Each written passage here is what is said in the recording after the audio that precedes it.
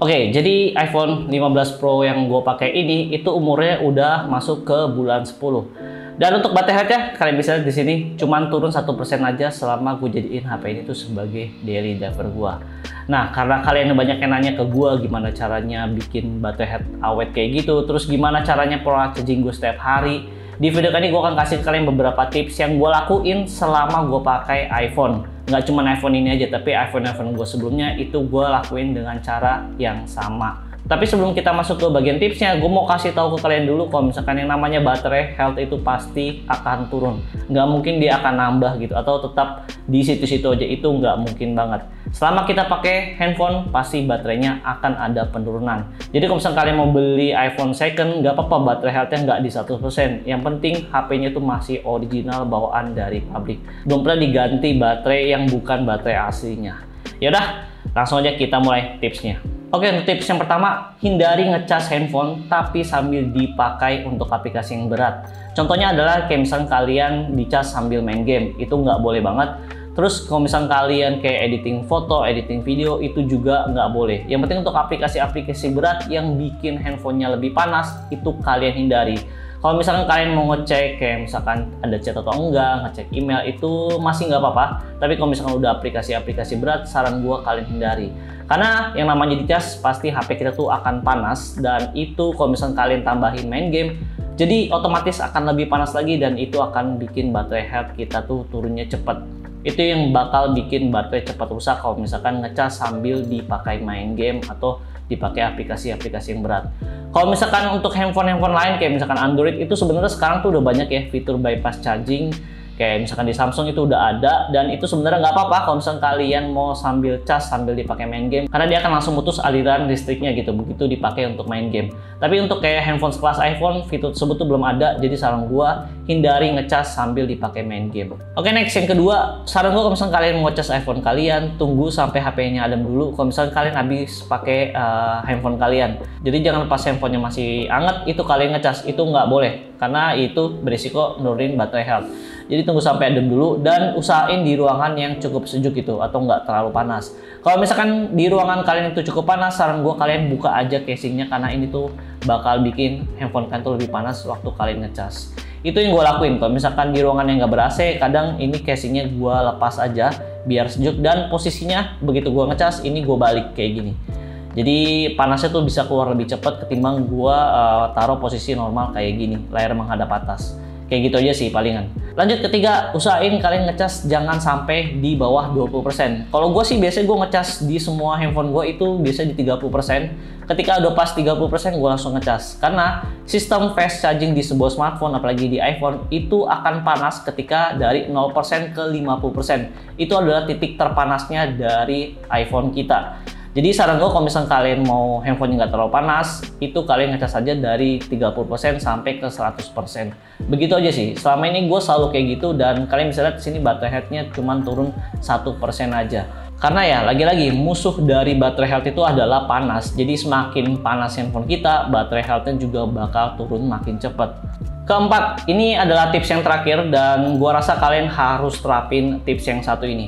Yaitu jangan pakai kepala charger yang abal-abal atau yang harganya cukup murah kayak misalkan 10.000 atau mungkin 15.000, itu udah pasti bakal rusak handphone kalian. Nggak cuman baterainya aja, tapi kayak misalkan mesinnya itu juga bakal rusak seiring berjalannya waktu kalau kalian setiap hari ngecas dengan kepala charger kayak gitu. Untuk rekomendasi kepala charger sebenarnya cukup banyak ya, tapi di video kali ini gue akan kasih ke kalian satu brand yang udah gue pakai dari lama, dan ini adalah dari Ugreen by Unicast. Jadi ini gue dikirimin beberapa kepala charger versi terbaru ini mereka, yaitu Nextcloud Pro, dan ini gue udah pakai sempet juga yang versi 45 watt beberapa bulan, dan ini positif banget, bagus banget kepala charger yang satu ini. Di sini gue dikirimin mulai dari 30 watt sampai ke 100 watt, tapi mereka juga punya varian yang versi paling tingginya itu sampai di 165 watt. Jadi kalian bisa sesuaikan aja dengan kebutuhan kalian. Oke, gue mau bahas dulu dari yang versi 30 watt. Ini yang paling kecilnya, dan dia cuma ada satu port USB Type-C-nya aja. Kalian bisa ngecas mulai dari iPhone, dia udah support untuk fast chargingnya, dan juga untuk Samsung dia udah support fast chargingnya. Jadi kalian bisa pakai yang satu ini kalau misalkan kalian pakai kedua handphone tersebut. Untuk handphone lain Android dia juga harus ada support power delivery-nya juga. Ini aman banget buat kalian pakai sehari-hari. Nah, selanjutnya untuk versi yang 45 watt, ini yang biasa gue pakai sehari-hari. Ini udah ada 2 port USB Type-C. Dan ini biasanya gue ngecas handphone berbarengan ya, antara tablet gue atau kedua handphone gue. Ini biasa gue ngecas berbarengan. Dan itu isi dayanya lumayan cukup cepet ketimbang gue pakai kepala charger yang lain. Karena dia udah ada GaN Infinity juga teknologinya. Dan ini bikin handphone kita tuh lebih cepet ngecasnya. Dan kalian nggak perlu khawatir, semua varian Nextdoor Pro ini dia udah ada fitur proteksi juga. Dia juga ada fitur thermal guardnya juga yang bikin HP kita tuh nggak panas atau kepala chargernya nggak panas. Jadi itu kayak ada temperatur control gitulah yang bikin HP kita tuh akan tetap aman-aman aja kalau misalnya ngecas pakai kepala charger yang satu ini. Next, selanjutnya kalau misalnya kalian mau versi yang lebih besar lagi, di sini kalian bisa coba yang 65 watt. Ini kita udah dapat 3 port, 2 USB Type-C dan 1 port USB Type-A. Kalian wajib baca manual booknya biar kalian nggak salah, karena ketiga portnya itu punya daya output yang beda-beda. Jadi nggak semuanya sama di 65 watt. Nah, kalau misalnya kalian beli yang versi 65 watt, kalian udah dapat bonus 1 USB Type-C ke Type-C-nya juga. Jadi kalian nggak perlu beli lagi tambahan. Dan untuk yang versi 65 watt ini udah bisa ngecas laptop juga, kayak MacBook Air atau mungkin laptop yang tipis itu harusnya bisa ngecas di kepala charger yang satu ini. Jadi menurut gue ini recommended banget buat kalian yang suka ngecas laptop sambil ngecas handphone berbarengan. Kalian cukup bawa satu kepala charger ini aja. Nah, selanjutnya ini yang versi 100 watt. Ini menurut gue yang lumayan oke juga, karena dia selain bisa ngecas MacBook, ini wattnya juga lebih besar ya.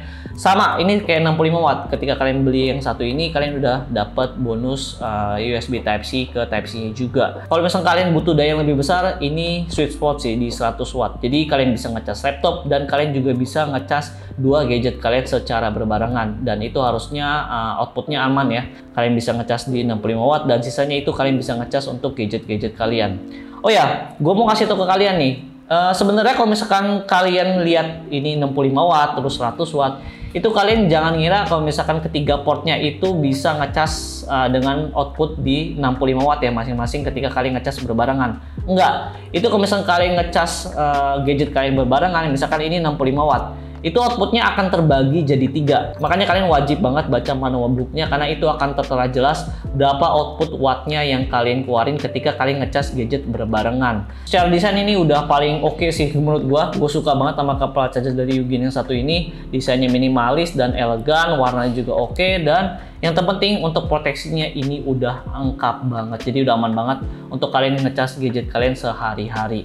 Ya, palingan segitu aja untuk 4 tips gue di video kali ini. Semoga bermanfaat buat kalian yang baru beli iPhone. Dan kalau misalnya kalian tertarik untuk beli kepala charger yang gue pakai ini, kalian bisa langsung aja cek link di deskripsi. Itu udah gue masukin semua.